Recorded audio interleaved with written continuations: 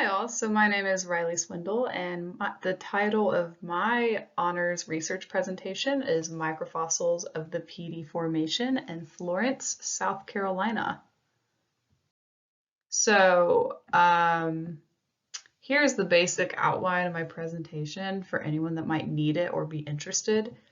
Basically, we're just starting with the background on the PD Formation and Birch's Ferry, and then we're going to transition into why microfossils are important, how I examined them in the lab, and how my findings provide some support for my thesis.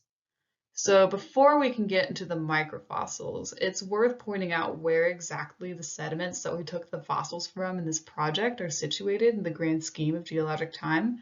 So here's the entire geologic time scale with the oldest stages on the right and the most recent stuff on the left. And the period we want to look at is the Cretaceous, the period of time blocked off by that red square there on the bottom left. The Cretaceous is the final stage of the Mesozoic era, preceded by the Jurassic, shown in blue, and followed by the Paleogene, shown just above in light orange. Globally, the Cretaceous had a lot going on. We had the first flowering plants appear, for example, but more important for this project is the fact that the Cretaceous was also a time with a warm climate, which resulted in reduced polar ice caps, high sea levels, and numerous shallow inland seas, such as the one pictured separating North America into two sections over there in the figure to the right. So the late Cretaceous was a continuation of this warm climate trend, characterized by an increased rate of crust production and seafloor spreading, which kept up these elevated sea levels worldwide. As you might already know, the Cretaceous ended with the Cretaceous-Paleogene extinction, which killed off the dinosaurs. As for the Cretaceous in South Carolina, well, most of the state at the time was submerged in the shallow, warm seas common for the time period, the byproduct of those elevated sea levels. The sediments laid down by the sea here are what formed the coastal plain of our state. South Carolina's coastal plain is a region encompassing nearly 2/3 of the state that stretches from the fall line to the Atlantic Ocean. The sedimentary deposits that are found within South Carolina's coastal plain can be as old as the Upper Cretaceous, providing a glimpse into what life may have been like in the area up to roughly 100 million years ago. You can see in figure 3 here how the portions from the Upper Cretaceous are the oldest sedimentary deposits in the state. You can see where that ancient coastline at the fall line was located all of those millions of years ago, right where that green and orange start to cut into the much older blue section. And the spot that I've circled over there in red is the specific location from which the sediments used in this project, which I'll cover in the following slides, were taken. It's not the light green that you would expect, despite being from the Upper Cretaceous, and that's because the PD Formation in South Carolina is bordered on both sides by erosional unconformities. So the formation rests upon rock from the Triassic, meaning that there's a Jurassic-sized gap between the older rock and the PD Formation. And then the formation itself is covered by additional sedimentary deposits from the Miocene and Pliocene, skipping another chunk of time. The PD Formation is located within the coastal plain area of South Carolina, and the formation itself actually extends through South Carolina to the coastal plain region of North Carolina. The sediment composition of the formation is best described by multiple sources as being composed of a gray, sandy marl-like soil, with the marl being defined as impure clay. The sandy marl is interbedded with ledges of hard marlstone and limestone, which are visible in exposures of the formation, as you'll see in the following slide, and the sediments can get up to 800 feet thick in some places. And over here in figure 4, you can see this gray sandy soil mixed in with other sediments, with several of the common macrofossils found at the locality there in the center, such as Exogyrocaustata and Belemnitella americana, both of which we'll discuss later. And here are some photos of the Birch's Ferry locality, the part of the PD Formation from which the samples in this project were taken, just outside of Florence, South Carolina, along the PD River. Here you can see that gray, sandy, marl-like soil that sort of resembles clay. And right above the heads of the people in these photos, you can see these rocky layers of marlstone and limestone. And the ledge up there is what marks the start of the layers from the Pliocene as opposed to the Cretaceous layers below. And so the younger age of the Birch's Ferry locality of the PD Formation in comparison to other Upper Cretaceous formations found in South Carolina is shown by the presence of Exogyrocaustata, a Cretaceous-aged oyster relative whose occurrence in the fossil record is restricted to the late Campanian and early Maastrichtian, so just like those top 2 squares there on the time scale. Exogyrocaustata is shown in the central section of this figure here, The other major index fossil that's very useful in identifying the age of the Petey Formation is Belemnitella americana, an extinct squid species with a broader time range spanning from the Jurassic, the blue part of that time scale, up until the KPG boundary at the end of the Cretaceous. And a side note on Belemnitella is that the Belemnites guards found in the Petey Formation are actually used as a standard for working with carbon-13 when doing carbon dating to determine ages. So the standard is called the PDB standard for Petey Belemnites, and they use the Belemnites from this formation because the original, sample was like really high in carbon-13. But anyway, these index fossils shown here on the slide are critical in locating the age of the Petey Formation within the span of geologic time, the general age of which that is relevant to this project is shown on the left. And as for some background information on microfossils, because that's what this project is actually looking at, well, microfossils, as implied by the name, are fossils that require a microscope or other magnifying tool to be studied in real detail. So because they are the calcium carbonate or silica-based remains of microscopic aquatic organisms, microfossils are naturally most commonly found in marine sediments left behind by ancient seas. And because they originate from these ancient marine sediments, microfossils can be invaluable in determining what ancient ocean currents, climates, and ecosystems might have been like. Not much is currently known about the microfossils of the Birches Ferry locality, but it might be possible, in fact, to try and use the microfossils that are present to try and get a better idea of when exactly in the Upper Cretaceous the Petey beds were laid down by that shallow Cretaceous sea. So this is a very exploratory type of project.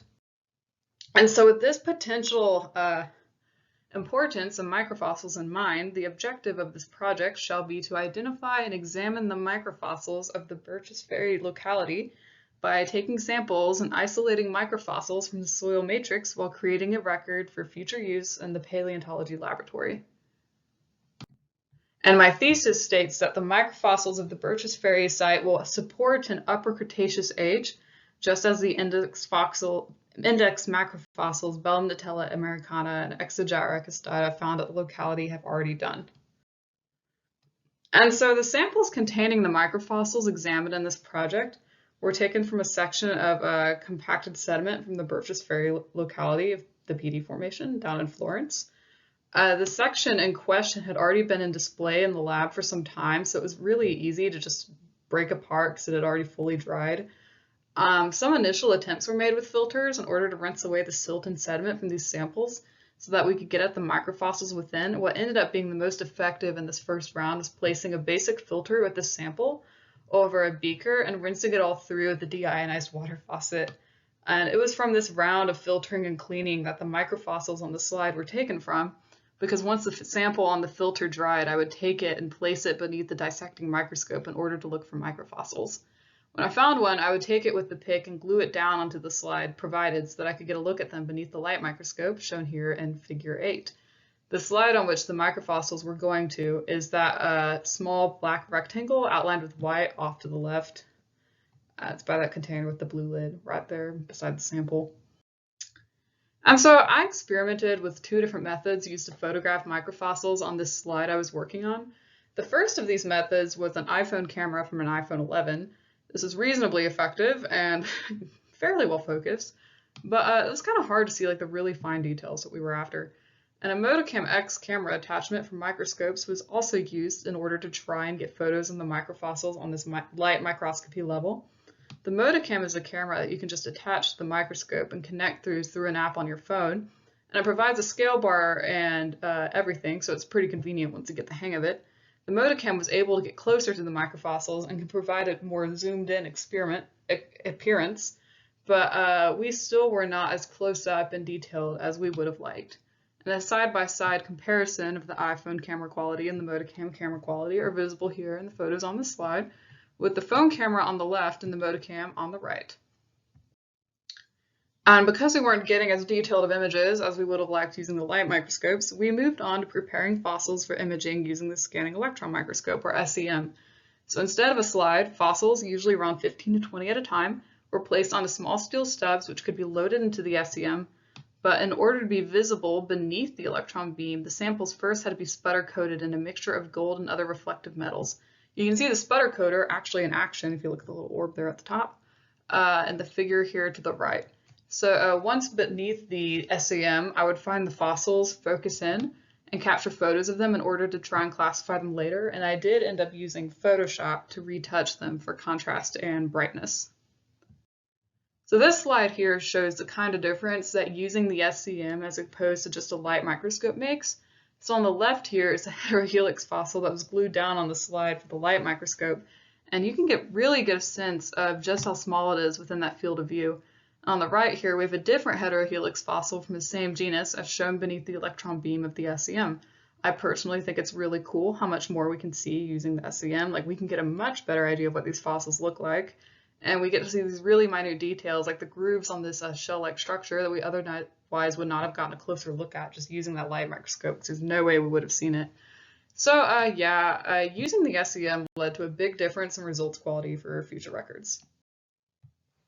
3 of those seal stubs in total were examined using the SEM. The fossils from the first stub were taken from the original sample that had been prepared in the first week using basic rinsing, and the SEM revealed visible traces of sediment on the microscopic scale that had not been completely removed by rinsing with the faucet. You can see in the figures here how there are still these fragments of silt and other soil matrix still left on these fossils after rinsing with water. And so our next objective is to try and remove this debris in order to get better, cleaner images. So the microfossils for the following 2 stubs were cleaned and prepared by first filtering with what I believe was a Gilson brass sieve with a faucet. And so following the use of the brass sieve, the particle size was down to, I think, roughly 100 to 125 microns, which was then filtered down further using a 70 micron sieve. After the second rinse through the 70 micron sieve, the sample, sieve and all, was taken to the sonicator and sonicated in ethanol for 10 minutes to remove any remaining traces of silt. So the difference once these were looked at beneath the SEM was pretty noticeable, as seen in the difference between the fossils and the figure above. These 2 are members of the planktonic genus Archaeoglobergerina from the Upper Cretaceous. Specimen A is from the stub examined prior to sonication, while B has been sonicated, and the difference in cleanliness is noticeable between the 2. You can see the exposure of the internal chambers in B as a result of sonication, which is like another opportunity that using the sonicator allowed for, in addition to just cleaning the fossils. And so this experiment was really just exploratory, just to see what was out there. But taking a really broad look at my results overall, a variety of microfossils were found throughout the course of this project. And the majority of the microfossils that I saw beneath the dissecting scope when picking through the samples were primarily members of one of 2 genera, Heterohelix and Gavellinella. Both are members of the order Rhodolita, classified within the phylum Foraminifera. Enough of each were present in the samples that I got to the point where I would begin ignoring them in favor of more unique or outstanding finds. The following slides will go through some examples of what we found, starting with Gavellinella. And so the images on this slide show some examples of microfossils from the benthic genus Gavellinella, one of the 2 groups that were by and large the most commonly found microfossils from the samples that I looked at.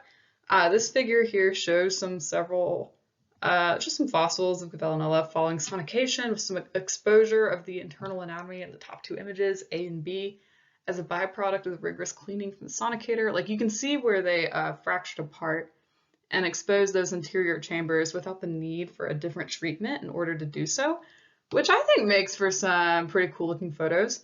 Some more intact specimens, all with the characteristic pore and spiral pattern, are visible in sections C and D there on the bottom half of the image. And this slide shows 3 different additional examples of Gavellinella. These appear a little different than the ones on the previous slide, but still retain the characteristic spiraling and pores that we might expect from fossils belonging to this genus. And the differences between the 2 sets might either be attributed to the fact that they're like less mature and you just see like the spiral pattern starting. Maybe they're eroded, maybe they're a different species from the same genus, or maybe they are just glued down to the stub facing a different direction due to operator error, which is very possible. And the other most common genus throughout the samples, as previously mentioned, was the planktonic free-floating Heterohelix. The figure on this slide shows 4 specimens of Heterohelix, all taken following sonication. The fossil shown up there in the upper left-hand corner is fully intact, and the other three each exhibit some degree of exposure to the internal anatomy as a byproduct of the sonication process that cleaned them, which is kind of cool. This is one of my favorite slides. And so the foraminifera in the above figures bear a resemblance to the members of the genus Levidentalina. So this is a benthic group of foraminifera, but with a global distribution of species, which is possible. A group can be benthic and still have species within that are in different locations, with some flagged locations that I found being fairly close to the American Southeast, according to a map that I found from the Global Biodiversity Information Facility. At first, I thought that the microfossil on the left might be a fragment of a Heterohelix fossil, but upon closer examination and the realization that it was lacking the characteristic striations that I saw in like the definite like Heterohelicids, I instead thought that it might be like a smaller, less developed version of the possible Levidentalina specimen on the right. And so ostracods were another reasonably common finding in the clean sediment samples as well. Because of their relatively large size compared to the other microfossils present, most of the ostracods that were found ended up being glued to the slide that was prepared prior to entering the SEM stage of the investigation, but a few still managed to make their way onto the stubs for the SEM, though I'm not actually very sure if the one on this slide is actually an ostracod, because I have yet to see anything else out there like it. Like it could be a fragment from a broken forearm or something like that. But either way, it's a pretty interesting kind of example of like the oddities that I found when sifting through these samples. And I did also find some miscellaneous objects that were not necessarily forams throughout the course of my project. Or, you know, maybe they are, and they're just difficult to identify fragments intermixed with the sediment. So pictured here on the left is what most likely is either a fragment from a broken foram, or some type of bivalve seashell fragment, which I did see larger pieces of. And on the right appears to either be, or at least closely resemble, the base of a sea urchin spine, although this too could very well be part of a foram. Either way, I do think that these made for some interesting viewing beneath the scanning electron microscope. And so, when attempting to locate these fossils within the time span of the Cretaceous, I found that Gavellinella is particularly important in Upper Cretaceous samples. This genus was one of about 25 that were found in the series of Maastrichtian deep sea cores taken from the north, or not even the north, just like everywhere upon the Glomar Challenger in 1969, whose records I definitely cited extensively in my paper when trying to figure out where in the worldwide stratigraphy these genera were most commonly found. And so the people aboard the Glomar Challenger cited Gavellinella as a benthic member of order Rhodolina, which is a taxonomic classification that I found to be confirmed by records with the Global Biodiversity Information Facility, but they noted that there are distinct differences between the calcareous foraminifera present between the Upper and Lower Cretaceous, and they assigned Gavellinella to a decidedly Upper Cretaceous timeframe.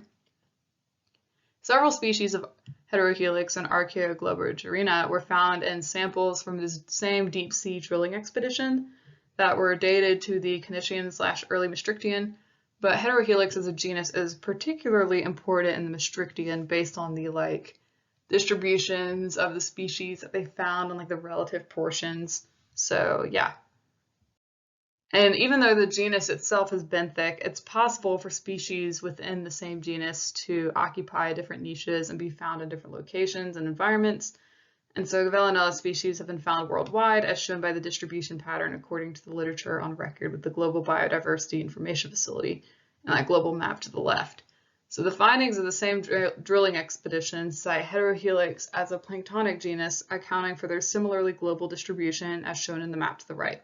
Basically, it's not completely unreasonable that we found these fossils where we did, especially when considering the specimen citations that place them in close proximity to the American South, as seen on both maps.